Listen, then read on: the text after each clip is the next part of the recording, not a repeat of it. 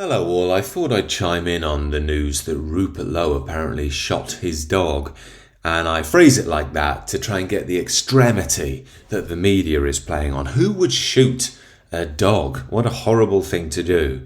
The Brits are, quote, a nation of dog lovers, so you can see why this news has caused a bit of a fuss.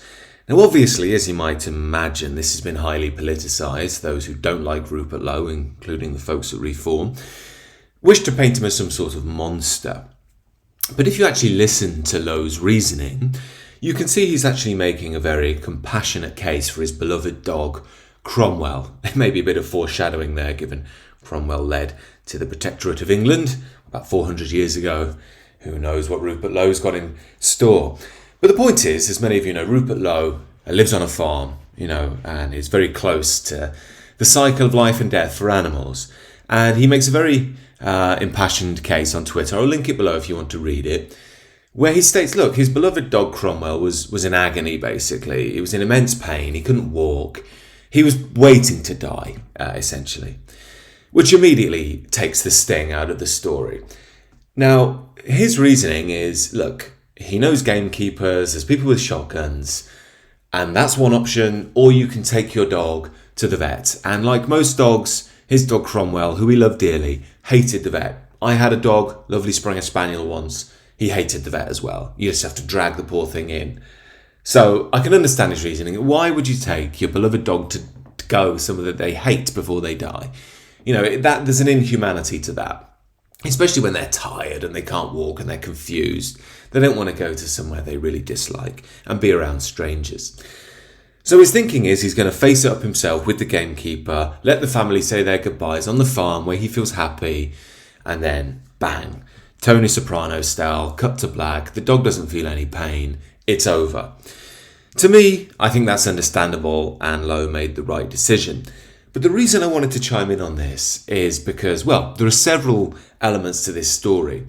Number one, I think there's something important about the difference between the idea of one's own morality and personal liberty and that of the nanny state. This is a big thing in the liberal world. I experienced it when my little lad had an accident at 6 months years old, and me and my wife, we were just, beside ourselves. Parents know it's horrible when your kid has hurt themselves. And we had to take him into hospital and he got bandaged up. But some of the nurses were good, to be fair, but some of them were horrible. Real nanny state types. And then this boss of the nurses wanted to do background checks into us. It was humiliating. And the reality, of course, there was nothing on us. We hadn't done anything wrong at all. But it makes you feel that you've done something wrong because these bloody nosy nanny state types want to start almost taking control of your family. Now, again, we had to wait an extra 3 hours while our son was already tired and, well, you get the picture. But it was one of these eye-opening moments where you think, look, the family is just being undermined by this bloody Blairite, distant, clinical system. And I think there's something going on here as well.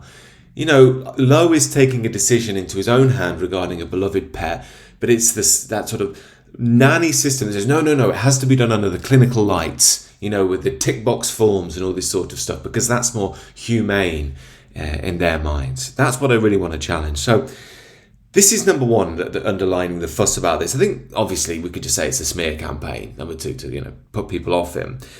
The other thing is there's a bit of an emotional slop side. People love dogs. It's very painful to think of a dog being hurt. So, there's that element too. But again, I think another really big part of this is, at the moment, there's been massive discussions in the country about abortion. Effectively, it's been legalised up to the point of birth. Effectively. Not literally effectively, if you remember the story. Basically, they're not going to criminalise women who have abortions after 24 weeks. 24 weeks is already absurdly too long. That's a formed baby at 24 weeks. It's just appalling. But anyway, if these women have backstreet abortions, they're not going to be prosecuted, which basically means abortion is now legal. And as I said in a video on it, that's only going to lead to, we're having all these backstreet abortions, we've got to legalise it. That will come in 5 to 10 years. So then, you've legalised abortion up to the point of birth because we're humane. Ridiculous, isn't it? But anyway, on top of that, we've had the debate around euthanasia. And again, this is all with the liberal marketing, just like the abortion thing. Women are suffering. It's our body. Nobody cares about the women. Aren't you humane, you monstrous men? And it's the same line with the euthanasia. And I get, there are some people out there who are suffering and they'd like to say goodbye. But the point is, can this be abused? That's the point. And if we look at what's happened with abortion, it's been heavily abused. Heavily. As I said in the video on it before, the rule was safe, legal and rare. In the 90s and noughties, when the conversations were being had, that was the promise. That was the meeting point between the left and the right. I personally wouldn't be on board with it. I'm a Christian. But look, society dictated what it wanted, and that was safe, legal and rare. It is not safe, legal and rare. It's 250,000 in the UK each year. On top of that, you have 1 million in America. So between us both, that's well over 1 million each year being aborted. That's not safe, legal and rare. So this is the point. These things get out of control. What's supposed to be humane ends up becoming brutal very, very quickly. And this is what I wanted to get at the heart of this video, is this discussion around liberal modernity and the mindset it imbues within us, especially the moral directives. And I think this all revolves around the idea of brutality. Now, I'm sure we've all seen nature documentaries. And even in most nature documentaries, which are brutal enough, they will censor some of the most brutal bits, like, if a pack of cheetahs is chasing some sort of springbok or whatever, they won't show you ripping it apart. They'll show you eating it, they'll show you chasing it, but very rarely do they show you ripping it apart. Similarly, in nature, unfortunately, tragically, the young of certain animals are killed. A new alpha male comes in, will eat the kids of the other dominant male. This is just the brutality of nature. Now, we can pretend that brutality doesn't exist, but it is a facet of life. Life is a rich tapestry of experiences and realities, some of which are absolutely brutal and depraved, some of them are absolutely wonderful, and transcendent. But the point is, we can't ignore these dimensions of life. And in a sense, I think we can look at that intersection between how we deal with brutality in our own lives in order to create the society we want. And this is why I would say that Lowe's act isn't just understandable, but arguably even admirable, because he's taken the moral authority away from the state, in my eyes, to act in a more moral way that might be more brutally upfront than the counter, which again speaks to the major issue of our age as well, which is the murder of animals for meat, or the killing of animals for meat. Now, when we think about this question, there are, again, many supposed humane things we've implemented, like factory farming. But again, factory farming is deeply inhumane. And these are the big questions that are at the core, not just of the animal world, but the human world as well, that I think have to be addressed. And there is something here about, I think there was some UFC fighter the other day was speaking about how he shot a deer. And there was a lot of fuss on social media, like, oh, you're so immoral, how could you shoot a deer?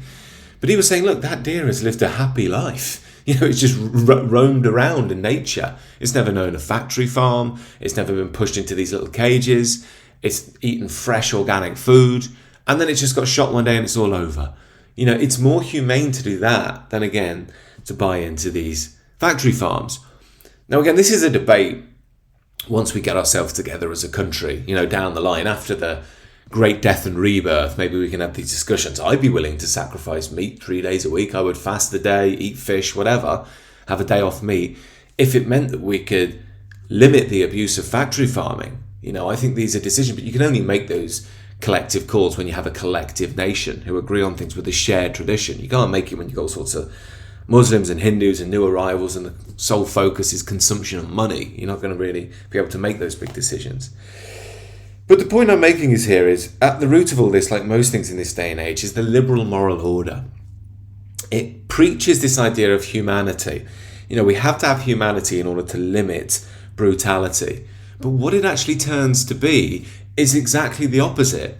It ends up creating brutality by trying to hide ourselves away from the cruel realities of things. We actively make the world a worse place. And this is why, again, I think Lowe's act, you could argue, is actually the more humane act. Sometimes when you're willing to face the brutal and the hard, how many people could actually watch their beloved dog being died, or even hearing the shot? But if you're willing to do that, you're actually giving your dog a better passing than you would otherwise. And of course, this gets to the very, very apex. What does this mean for the big question, the death penalty? And I spoke about this in a video the other day because I heard Peter Hitchens, who I'm quite ambivalent towards. He seems to be the most truculent man I think I've ever come across. Very difficult, but at the same time, we'll just come out with some gems and insights that no one else can. I mean, it could be sort of half an hour speech he's giving and 29 minutes of it is just waffle and annoyance and anger and frustration. But then he'll just say something you think, no one else could come out with that. And that's such a good insight. And he was making this point about the death penalty being the more gentle option in society. And it's such an interesting term. What does he mean by gentle? Really got me thinking, that one. And I can kind of see what he means in that the point is, number one, there's justice for those who've been savagely abused or murdered, had their life taken, or sometimes mass murderers and so on. But there's something more about the precedent it sets for the society. And this is one thing we could say about the Islamic world. You know, I mean, it's easy to critique the Islamic world. I wouldn't want to be part of it. But a lot of people who go to Dubai say it's safe. Well, the reason it's safe is because they actually have laws there. And if you start stealing or harming someone, you're going to pay. You're going to pay for it. Now, that's not me arguing for an Islamic system. I prefer to have our own Christian system we used to have, which says, look, you're going to have to pay a price. We can spiritually forgive you. You know, that's one thing. But it doesn't mean you're going to escape worldly justice. You still have to go through that if you've done something awful, and that might be the ultimate price. And the point is that acts as something that can create more harmony in the long run for the society. Now, again, to be clear, I'm not using Dubai as an example there. It's just a dimension of why modern people feel safe there as opposed to they do in Europe. Dubai, in many senses, we know, is a facade. I mean, beneath it, there's all sorts of prostitution and stuff. But anyway, the point I'm making is, if we have this ability to face brutality, does it actually create a more gentle, just society down the line? I think it does, personally, and these are serious questions we have to ask, because at the moment we are not ruled by that thinking. We are ruled by a load of noisy, aggressive liberals who think about so compassionate arguments now, which lead to unbelievable brutalities down the line at an absolutely industrial level. I think it's high time, as we start to reconfigure who we are, we take these decisions, philosophies very, very seriously. As always, if you are interested in the more spiritual and personal transformational side, do check out my sister channel down below, The Sacred Way. I'll do a video later today on the nature of forgiveness and what that really means. Many people get confused about that. Other than that, do subscribe to this channel. Let me know your thoughts below. Enjoy the rest of your day. Thanks for watching.